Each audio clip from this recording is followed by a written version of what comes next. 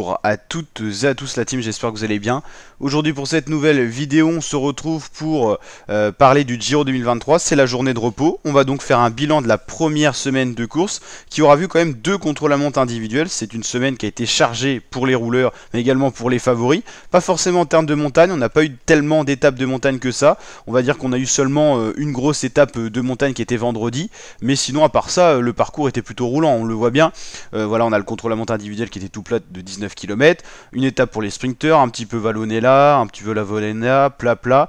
La seule étape réellement de montagne c'était vendredi, avec un profil qui était quand même assez costaud.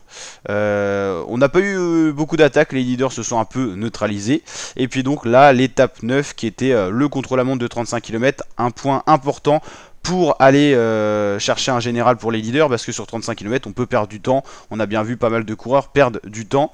Voilà, au bout d'une semaine de course on n'a pas trop de surprises, on va dire. Remco Evenepoel est le leader, maillot rose, c'est plutôt logique. On sort d'une semaine avec beaucoup de contre-la-montre, c'est le favori sur le papier qui est le plus fort au contre-la-montre. C'est l'actuel champion du monde sur route, pas au contre-la-montre, mais il pourrait l'être aussi. Geraint Thomas est deuxième au général, Geoghegan Hart est troisième. Pas de réelle surprise. Si peut-être, si ce n'est que Roglic est un peu loin au général, on va dire. Un peu plus loin, mais il reste pas si loin que ça non plus, hein. Il reste, ça reste correct, hein. On a, ah non, voilà le classement général officiel, j'avais peut-être dit une petite bêtise. Remco est donc premier, deuxième Geraint Thomas, troisième Primož Roglic.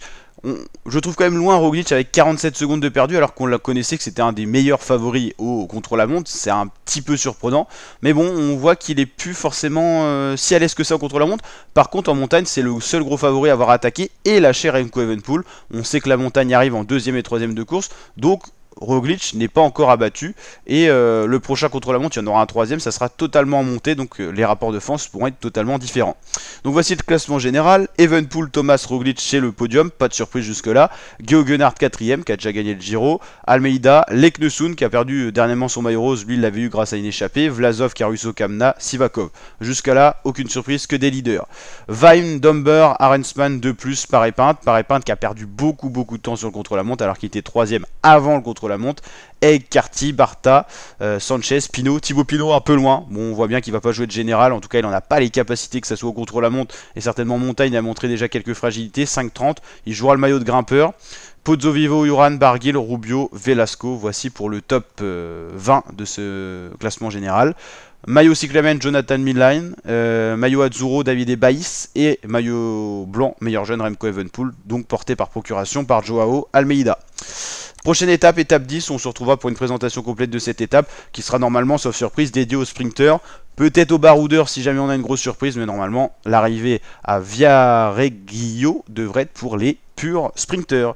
Allez, n'hésitez pas à liker la vidéo si elle vous a plu, la team, à vous abonner, activer la cloche pour suivre l'intégralité du Giro d'Italia sur la chaîne, et je vous dis à très bientôt, la team, pour de prochaines vidéos. Ciao, ciao.